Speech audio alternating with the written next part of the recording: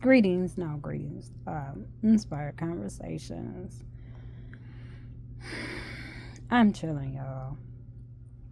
But anyway, um, I've been thinking about relocating, and I don't mean moving from house to house. I mean moving out of the country.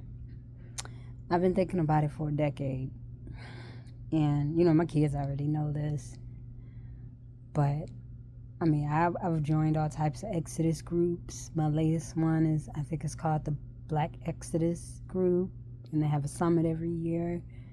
And it's a woman. Her internet name is Vicarious, and she helps you learn how to gain citizenship in other countries as a black woman.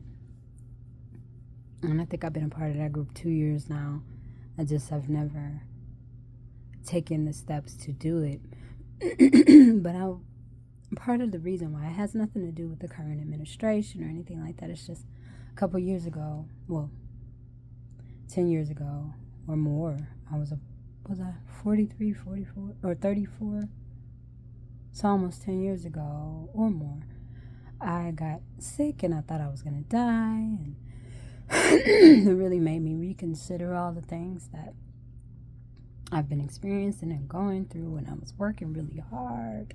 I was married and doing all the things. And it just seemed like I was running in circles.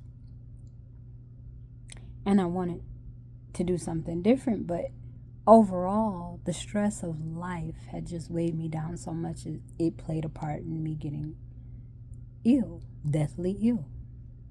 And so it made me reconsider everything, what I wanted out of life, what I wanted to do, what I was willing to invest, what I wouldn't do. And so many things I don't do anymore. But the reality is, 30, 40 years ago, you could work a factory job or just find some good job and get a couple properties, or, even live off of one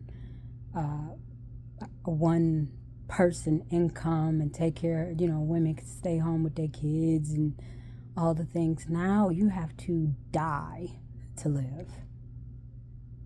I saw something, I rode past a funeral, or not a funeral home, it was a graveyard site. That was so crazy. And that's really what inspired this conversation. It was like 20,000, or, starting at 15,000 for a plot and 10,000 for cremation and services. So you telling me I have to pay to die? Not only do I have to pay to live, I have to pay to die? Oh, God, this place. So, and I know everything has its issues. Nothing comes without an issue. Nothing. But I think I want to move slower. I don't, it's like you have to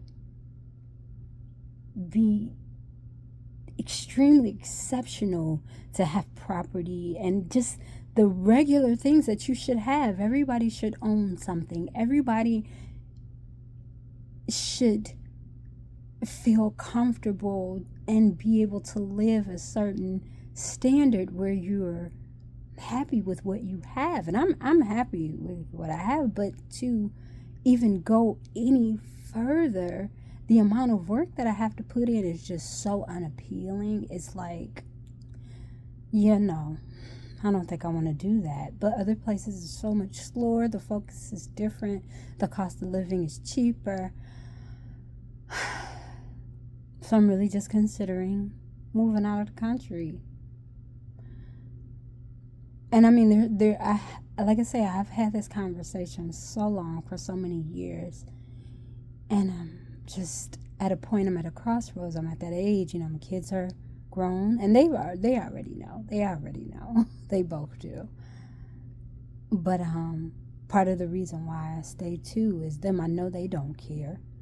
They're like, Mom, go. But I love them so much and I want to be a part of their lives, and they're here and they're not interested in leaving right now. But it's getting old, y'all. It's getting old. I don't like the rat race. I don't like having to do too much. All the pressure, all the pushing, all the things. I'm getting tired, honey. So what y'all think? Has anybody else considered moving out of the country? And if so, what tips can you give me? And what are some good places to consider? So maybe I can start visiting places, just kind of scoping it out and seeing what might be my next step. Kind of at a crossroads, just trying to figure it out. Y'all be well and stay well. Peace.